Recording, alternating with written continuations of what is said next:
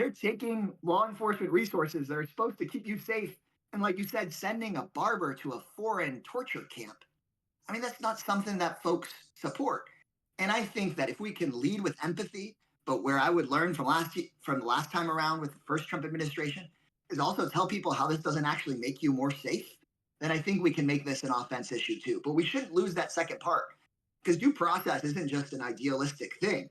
It's to protect your safety and your family's safety. As soon as somebody can get bagged by a completely like a cop in a hoodie who is legal, like a student who is legally present here can get bagged by a cop in a hoodie for their political opinions. I mean, that's just like not a country that people want to live in. It's not the country that they imagine the United States to be. Ladies and gentlemen, hopefully we have Greg Casar in the building. Let's see if we actually do. He hasn't. Okay. Oh, nope. Hello? Other way. You wanna put your camera sideways? You wanna put your phone sideways? Oh, almost. I got it. Can you see me okay? No, it's still vertical. You wanna turn it sideways? Put this thing away like this way. Yeah, there it is. Perfect. All right, we got Congressperson Greg Casar in the building. Ladies and gentlemen, thank you so much for coming on.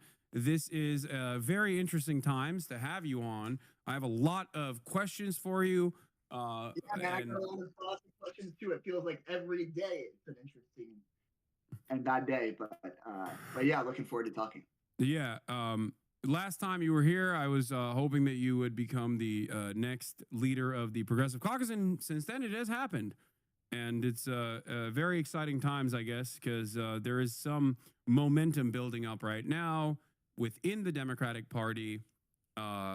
There's a couple different planks, I would say, in the Democratic Party. It seems like you got the abundance mindset people on the one hand, but then you have the populist left on the other, with Bernie Sanders, AOC, yourself included, in this. In the big tent, not to say that these guys are fighting against one another, but instead it seems like there is a little bit of a party restructuring that's taking place, and I do hope, and this is my assessment, you don't have to agree with this or not, I do hope that the populist left will win out in this process because I feel like it's the last hope for America to not completely collapse on its own contradictions. Well, I'm really happy to talk about that. So let's do it. All right. What do you think about that then? What do I think about that baseline proposition? Well, I think you are right about a few, I think to me, very clearly right about a few parts of this. One, the Democratic Party loss in November was devastating for the world, and Trump being elected obviously has led to daily horrible abuses. But right when that happened, there was immediately a big debate about whether this was a big deal of a loss or not. And, I went back to Washington, D.C. from Texas, and there were folks who were saying, hey, this wasn't so bad. The Dems didn't lose by very much. And there were those of us who said, no, this is devastating. Losing working class voters in this way over the course of the last decade plus destroys the entire purpose of the party, undermines the entire philosophy of the party. We might as well pack up and just go home and go the way of the Whig Party if we can't solve that. And first there was that debate, whether this was a big deal. And that argument in some ways has been won by those folks of all wings of the party who thought this was really bad, because now there's actually people who agree. No matter where they stand on centrist versus left or populist versus technocratic, they say, yeah, we've been losing working class voters and we got to fix that. So people have acknowledged the collapse. The only hope in that is it seems like everybody's willing to go and work on the problem. And then what you've pointed out is now different people are coming up with their different ways of saying, well, what should the politics of the party be? And I think just the other day, after this Wisconsin Supreme Court election that Democrats so overwhelmingly won by rightfully targeting Musk's pillaging not just of our economy, but of our government, I think the anti-oligarchy political argument has really started winning the day there too, because it wasn't very long ago. And I'd be interested, folks watching at home, you should Google it.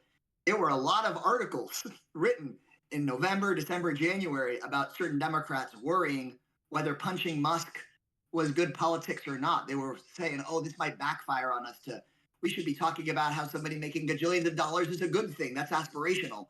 No, most people don't think a billionaire should be buying the government and running the economy. And I think we're starting to win that argument too. But happy to keep talking about that. But my assessment is that was a real debate. It's not done, but actually, the forces of people who say we can build a big tent by being a populist working people's party, I haven't seen this much success in a while. Of course, it's under really dire circumstances. Yeah. I think a part of that initiative also, a part of that movement also needs to come with like real tangible changes being made in ways that the American population can see and comprehend.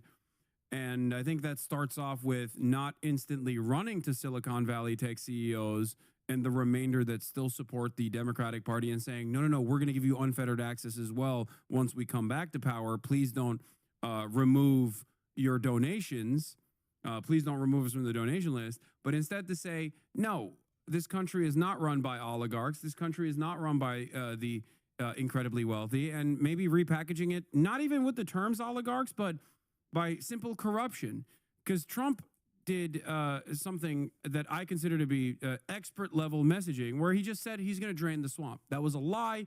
He is a swamp monster himself, but it was at its face something that we see in Latin American countries quite a bit, as a matter of fact, anti-corruption messaging. And I think that the Democrats could also engage in anti-corruption messaging, but it's not just about saying that you're anti-corruption. You have to also show that you're anti-corruption, because the Republican Party's retort always is, well, you have billionaires on your side too, and it's all the woke ones, and they're gay and bad or whatever, right? So I think that there is definitely some more movement that needs to happen in the Democratic Party on that front. But I do feel we have big openings to do it now. I mean, part of what I hope we can do is right now, when there's all this energy against corruption, let's go and ask folks to get on the bills to ban congressional stock trading, to permanently get big money out of politics, to end gerrymandering. And I think there's more energy towards that than any other time that I've been paying attention here to congressional politics. The energy has been there, of course, for years, but I feel like there's an opening for us to do it right now. I was at this rally in Tucson with Bernie and AOC. We were told there were going to be about 2,000 people in a high school gym. 23,000 people showed up. They took over the entire football field. It was the biggest rally in Arizona history. And there were a lot of folks there who said, look, I wasn't with Bernie 10 years ago, but damn, he's been right this entire time. Before, when he was talking about billionaires running the show behind the curtain, I wasn't so sure. But now they're out here in public bragging about it and running cabinet meetings. And so there's a real opening, I think, where the voters are going to go towards the people who say that breaking the unholy alliance between corporate greed and corrupt government should be like the central project of whatever the good party is. And I hope that the Democratic Party transforms and goes and fills that void. Yeah. In the interim, however, in the short term, I think, in order to offer America a stay of execution, the Democrats have a lot more that they must do in order to claw back confidence from the American public. And I think a part of that is also engaging in obstructionist policies. I will admit that one of the most united messages that I hear from the Democratic caucus overall is specifically on issues that are not exactly top of mind for many Americans, issues that they don't really care about, whether it be restoring U.S. aid funding. Now, we can argue about whether or not U.S. aid is a necessary force, but that's not what I'm talking about. To me, I think Americans see U.S. aid in the same way that they see NATO, something that Biden is talking about. It's foreign policy. It's not related directly to their pockets, even if it does have a lot of good, right?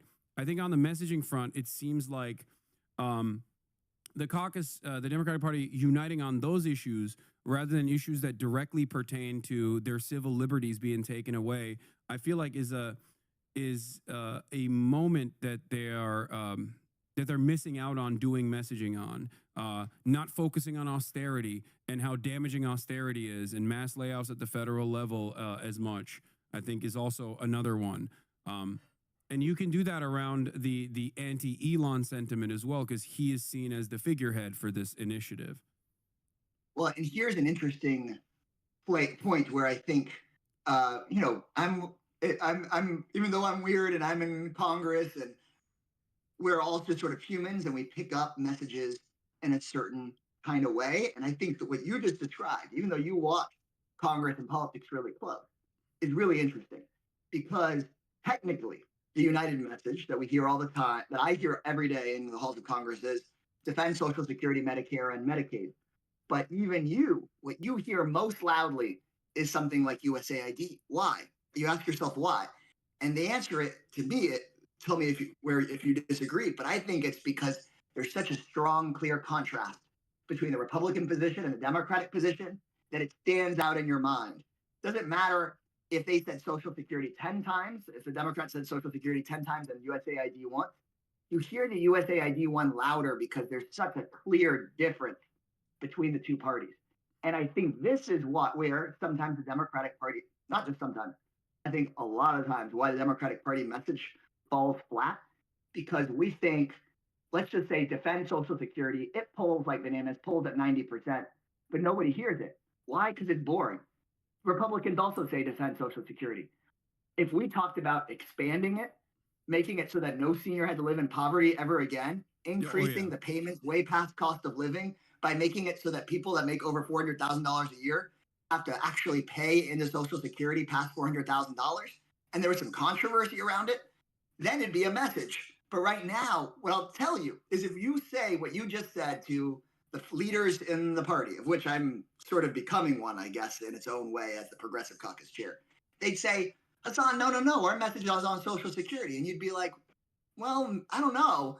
And we'd show you 10,000 press releases that fell in the forest, but nobody heard them. And part of it is we need a stronger contrast with Republicans, be willing enough to engage in controversy so that people notice what the hell comes out of her mouth. And and people notice on USAID because Trump got rid of it. And we're saying, hey, this might starve like lots of kids that don't need starving. And there's controversy. So people know the difference between the two parties. We say defend Social Security. They say defend Social Security. Of course, we know they're trying to gut it, but the message is so similar that it gets washed out in the whole mess. Yeah, no, absolutely. I think that's exactly what I want out of Democratic leadership in general, which is to move the reactionary forces within the Republican Party in the direction where they dominate the conversation and not play catch up against whatever the domineering Republican narrative is.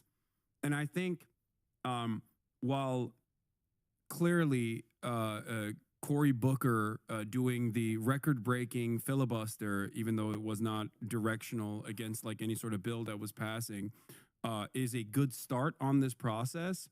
I think even in that process, even within that initiative, in an effort to dominate the conversation, because that's what his comms team said, if your message still falls flat to a certain degree because it doesn't have like a bold progressive agenda associated with it, attached to it, of like what the Democrats stand for, the Republican Party will move on from that, and it'll be all but an afterthought. Now, going back to this, going back to what you just said, though, as far as like drawing a line of demarcation between your ideological enemies and the ideological enemies of the American working class, I think there are plenty of standout issues where the Democratic Party could actually separate itself directly through messaging discipline.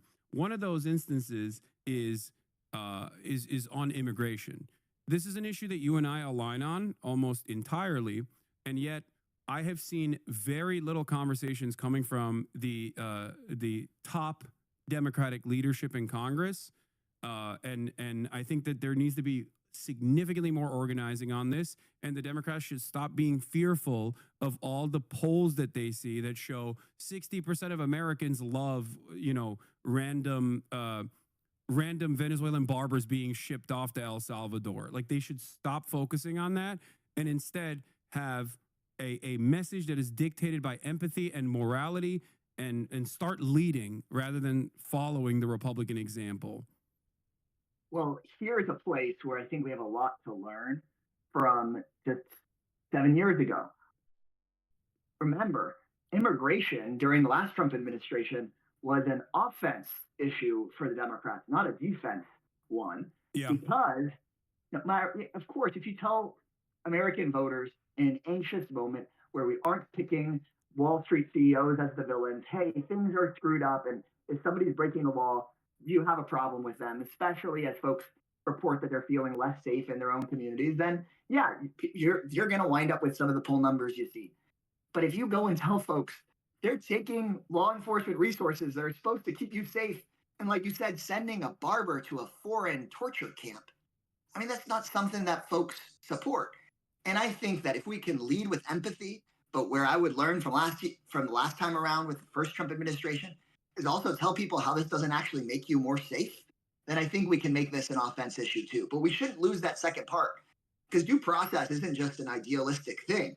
It's to protect your safety and your family's safety. As soon as somebody can get bagged by a completely like a cop in a hoodie who is legally, like a student who is legally present here can get bagged by a cop in a hoodie for their political opinions. I mean, that's just like not a country that people want to live in. It's not the country that they imagine the United States to be. And we've got to figure out how to get back on offense on immigration, because, immigration is going to keep happening in this country, and we can't let the right wing forever have that as an issue. And it's not just offense on immigration as well, because this ties back to a severe, perhaps the most significant violation of First Amendment protections on U.S. soil up until this very moment. Only in like historic moments of like war or during the McCarthyist trial period, during the most heated moments of the Red Scare, did we have this level of erosion over the First Amendment. And it's happening at the behest of a foreign nation, which I think is something that the Democrats could stress, but I don't think that they will. And it kind of goes back to the same fissure, or the same lack of interest in both leading by example, and the lack of interest in like listening to really loud majorities within the base when it comes to Israel. I think this is, people get very scared when the subject matter comes up. Like Democratic representatives, Democratic politicians get very scared to make bold declarative statements about this issue, with some notable exceptions. But I think it's one that genuinely would win a lot of favor from the base of the Democratic Party and independents as well. This is the one area where they never look at polls. They look at polls when it comes to immigration, but for some reason, Democrats never look at the polls on this key issue, where the overwhelming majority of the population wants a ceasefire, and now they could be polarizing the base and galvanizing the base against Donald Trump, who has continued and accelerated the violence that Palestinians are subjected to with our tax-paying dollars, and is using Israel, and even worse than that, using Judaism falsely with this conflation to black bag people for the crime of exercising their free speech. It's completely un-American. It's completely unacceptable. I'm continue to be disappointed with the small number of votes that we can get to stop sending bombs to Netanyahu, who just said the other day openly that he is keeping the Trump plan on the table of ethnic cleansing of Gaza. So it's just unacceptable. Should be unacceptable to anybody. What Netanyahu continues to say he's pursuing over there. And then on the free speech issue, I think that people that disagree with you or me on what is happening to folks in Palestine should still be speaking out on free speech. In fact, I think that it's really important for progressives, when we see the free speech right trampled of somebody with right-wing views, to say, no, somebody should also be able to express their right-wing views or their left-wing views or their popular views or their unpopular views. And like you said, this is something that connects with our base of voters. But honestly, there's a lot of people that are independent and conservative where protection of free speech rights is deeply important to them too.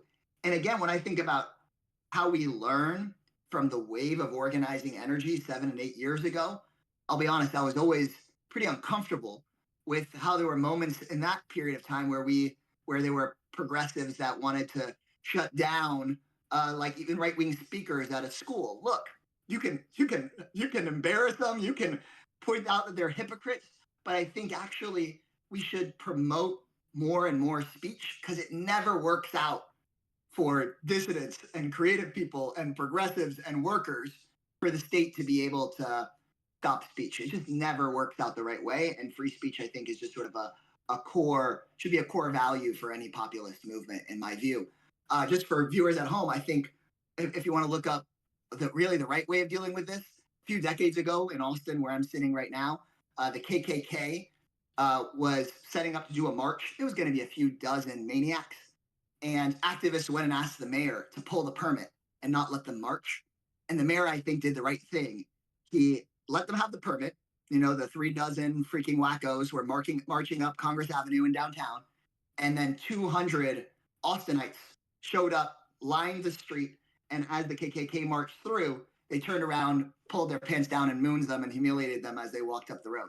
And I feel like it's that kind of a spirit that's more of the American spirit that I think would actually like really behoove us as a Democratic Party to embrace. Yeah, look, the debate over protecting the First Amendment, I think, is better served when had over the boundaries of like the actual erosions that are taking place. Your state, the state of Texas, has some rigorous applications of boycott, divestment, and sanctions laws that are in direct violation of the First Amendment. They fired. I think she was like a speech therapist here in Eastern Travis County because she refused to sign a statement saying that she was opposed to, that she was going to refuse to participate in BDS. So you don't have to have a view on BDS to have a view that it's just deeply wrong. Yeah. For somebody to lose their job over that, and so I think that's where this gets most serious. Yeah, and the two senators that were consistently critical of the anti-BDS legislation were Dianne Feinstein and Bernie Sanders. I think that this needs to be a conversation, at least in my experience, when I have this conversation with like right-wing people, with reactionary people that I talk to, both in my day-to-day or even with commentators and whatnot, they're shocked. They're shocked that this is a thing that already exists in the United States of America far before October 7, and it is only accelerated under the Trump administration, which unfortunately the Biden administration also contributed to by consistently delegitimizing the very valid student protests and encampments that were taking place on college campuses with the 3,100 arrests that took place specifically on college campuses for students protesting against the state of Israel, calling it an apartheid or calling what Israel is doing a genocide, even beyond the First Amendment grounds. I think that there's a reason why it only accelerates. There's a reason why issues like this only turn worse and worse under the Trump administration, because the Democrats don't consistently stand on principles on this. And I think that is like a real area of concern, because I talked to Ested Herndon from the New York Times the other day, and one of the things that he mentioned to me that is kind of disappointing overall is that Americans don't necessarily care about some of the most damaging aspects of the Trump agenda, and I think that is due to a lack of communication from the Democratic Party that is like recentering the attention on these issues, whether it be the First Amendment erosions that are happening with the Trump administration black bagging students with student visas, and even Mahmoud Khalil with a green card. The process of denaturalization, or the process of like revoking his green card, is on erroneous claims is completely ridiculous. And also just the deportations as a whole and the erosion of due process as a whole is not something that the American population is aware of.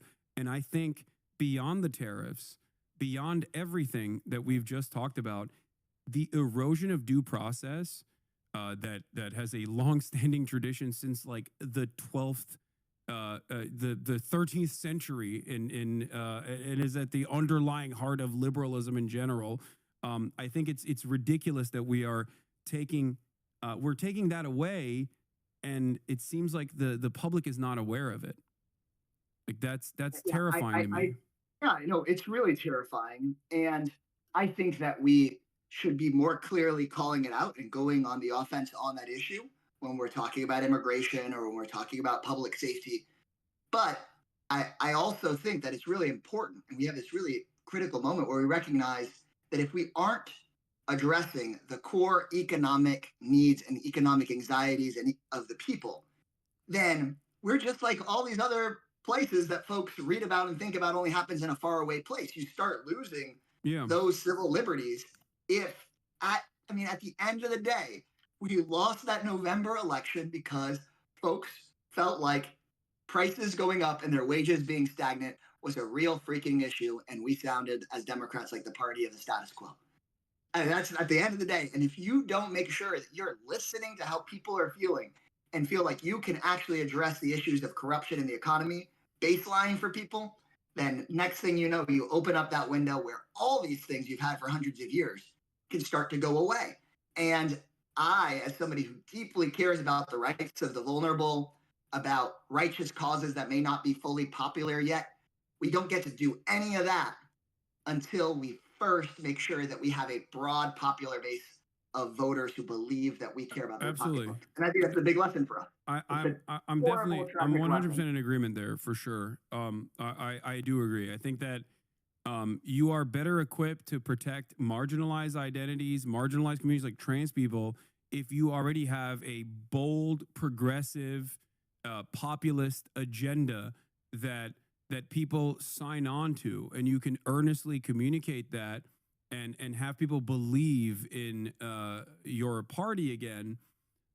Only after that can you go, all right, Medicare for all means for all. Like, we're not cutting trans people out of this bargain. If you want healthcare, then everyone else is going to get healthcare. It doesn't matter. Yeah, people would be like, oh yeah, they gave some healthcare to some people where I might have some disagreement, but God, my entire life got way better. So like that's a side complaint. That's like they pulled my grandparents out of poverty and my neighbor's kids entirely out of poverty. And yeah, the asylum program seems maybe a little bit more liberal than I would want it. But like at the end of the day, these are the good guys. I mean, that's where we want to be. Absolutely. I want to ask you one final question that might be a little tricky, and okay. So that's why I come on here, man. Yeah. I always two questions. Okay. First and foremost, this is not the tricky one. First and foremost, the Bernie AOC, and you've participated in this as well. The Stop Oligarchy tour is great. I've attended it. I plan on attending the Los Angeles rally on April 12th as well. And I think that it's good because it's motivating the Democratic Party to pay attention to this kind of messaging, and it's proving your work, basically, that this kind of populist messaging is something that people want. They want a fighter. They want solutions. I do, however, worry that it kind of falls short of what is necessary for the time right now. And one of the things that I'm advocating for, at least, is that there should be a narrower focus on key issues that we want to either A, help fight against, or B, move messaging in the direction of. And I think that would require organizing beyond just organizing a rally, but then using the organizational capabilities of this movement to direct it at individual problems. Mass demonstrations taking place against the unjustifiable arrest of Mahmoud Khalil, for example. I think that would be a really good way to solidify and single out an issue where there is a serious erosion of the First Amendment, and be able to maybe even deliver some kind of tangible results there to really prove that this kind of popular momentum can get stuff done. What do you think about that? Yeah, I think freeing Mahmoud Khalil is a great organizing principle, and I hope to hear those words repeated over and over again until not only he is freed, but everybody else in his situation is freed. The two messages that I have tried to really focus people on, both at those rallies and through my own messaging, are to save Medicaid as we know it, because it is on the chopping block. Like, they want to end it as we know it in the coming months. And that is a winnable fight, an entirely winnable fight. You just need national pressure and have 3 Republicans out of over 200 of them flip, and we could win that. Just like the Affordable Care Act, which obviously you and I both know how little it is compared to what we want. But since that was saved about 7 years ago, that was a galvanizing moment. Now Medicaid is on chopping block. And then second, firing Elon Musk, which I was told by Republican members of Congress was never going to happen, that he was going to make it through just as long, if not longer, than Trump. Trump's already starting to feel the pressure of how this is politically dragging him down. I think it'd be a huge win if we get Elon Musk fired. And those are the sorts of organizing principles where I think we got to make a clear demand. In my view, fire Elon Musk is a great central organizing principle. Saving Medicaid as we know it, great central organizing principle. Of course, freeing Mr. Khalil is a moral imperative. People can have their whole long grocery list, but I think honestly it's not that long, and we can have organizing campaigns around each of them. But to me, it all kind of brings us back to what is the Democratic Party's central organizing principle. And I don't think it can be a laundry list of issues anymore.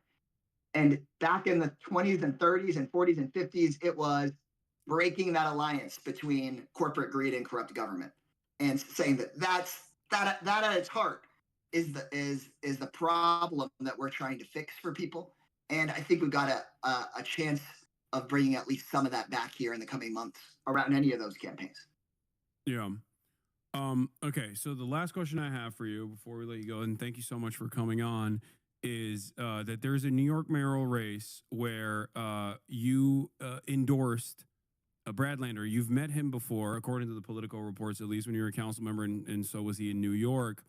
And I was wondering what the decision making was there, especially considering that there is currently a lot of popular momentum building behind someone who I have supported, someone who I plan on interviewing as well, Zoran Mamdani. And Brad, from what I understand, is also a progressive person as well. It's not, he's not exactly like a conservative either. But I was wondering if there's what was like you, especially as the leader of the Progressive Caucus. I'm happy to talk about it. Yeah. And I got the chance to talk with Senator Mamdani the other day, and I wished him a ton of luck and hope people rank him really highly as well. And obviously would be thrilled if he was able to win the mayor's race. I endorsed Brad Lander, who's the controller of the city of New York. So he's a citywide elected official already. And I've worked with Brad for years and years and years, like 10 years. I was elected to the city council here in Austin. First ran when I was 24, started out when I was 25, met Brad when he was a New York City council member. And what's really special about Brad is he is like a generous person in politics. Most people are trying to figure out how relationships and things flow to themselves. He was out there helping make sure that things were better in cities all around the country without taking credit for it. And that's potentially maybe sometimes to his political detriment. But, we were working, for example, on making sure that we could pass paid sick days policies in Texas, Dallas, Austin, San Antonio, just like the one that he helped get done in New York City. When there were tenants getting evicted in the city of New York, and the big money that was actually behind the equity fund, private equity fund that was kicking them out, was based in Texas, we were coordinating across states. So he's a great guy, very, very progressive, and I think has a real shot of building a winning coalition because he's already a citywide elected official. But the good news is, with ranked choice voting, he doesn't have to be a spoiler to Zoran, and Zoran doesn't have to be a spoiler to Brad. People that support them can rank them as number 1 and number 2, or number 2 and number 1. And it seems like Zoran has a real shot as well, according to all the polls that I've seen so far, especially because I think everyone, at least every progressive person, every leftist person, even liberals should probably try and and make sure that Andrew Cuomo is not the next mayor of New York City. Yeah, amen to that. And I think it's a great reason for us to, again, in this New York City mayoral race, you've got things like public financing of campaigns, you've got ranked choice voting, and so that creates the opportunity for there to be coalition building, where like you and me don't have to be talking about how your candidate is screwing up the other candidate's shot. I think that they can, and that's part of why I think reforming our electoral system is so key, not just in New York but across the country. Yeah. All right. Well, thank you so much. And I look forward to hearing from you again. Greg Casar, everybody. Is there any final words that you want to impart on people here? Yeah, well, thanks for having me on. And I just think for everybody watching, you got to know, like, we're in a moment. I went and had a town hall in Chip Roy's district, who helps lead the Right Wing Freedom Caucus, in a town of 8,500 people, 400 folks, showed up. So the organizing you're doing can make a real difference. I know, like, the last few months, people are like, what should I do? Does this make a difference? These phone calls, these town halls, these marches, this organizing you can do at your workplace, it makes a real difference. We're in a moment right now where we can transform and reshape the Democratic Party, where we can change the boundaries of all this, but we got to think about speaking to a broad set of people. Oh, okay. I do have a question. I have another question. I can't believe I didn't ask you about this. There we go. See, you give me a little space to drag on, and here we go. No, Trump's tariffs. So the UAW has come out. Tariff world now. Yeah, UAW has come out in support of it. I love Sean Fain. I understand where they're coming from in terms of like trade protectionist policies. It does feel like this is another moment for the Democrats where I hope that they message in this moment in the appropriate way, where they don't come out as like unrestricted free trade supporters, which is precisely the reason why Donald Trump was able to carry over that resentment against the Clinton brand in 2016, where a lot of the working class that lost their jobs due to NAFTA truly despise this brand of Democratic Party politics. And while Trump is, of course, going in this direction in the most haphazard way possible, there needs to be a industrial base built here before any sort of trade protectionism could take place. And obviously, these tariffs are going to increase the cost of living, the cost of all goods, and it's going to have truly harmful effects. I do hope that the Democratic Party position overall is not, we have to protect free trade, because I feel like that in and of itself is going to that in and of itself is not going to be a popular message. What do you think about that? That's what Trump wants Democrats to do. He wants Democrats to just be the anti-Trump party, so then just go back into as much Clintonism as possible, which sounds like we don't care about having American jobs here. We can't do that. Yeah. What we should say is, tariffs are a powerful tool. They're like a scalpel. And what Trump is going and doing is the equivalent of using a chainsaw for brain surgery. I mean, like, as you pointed out, it's reckless.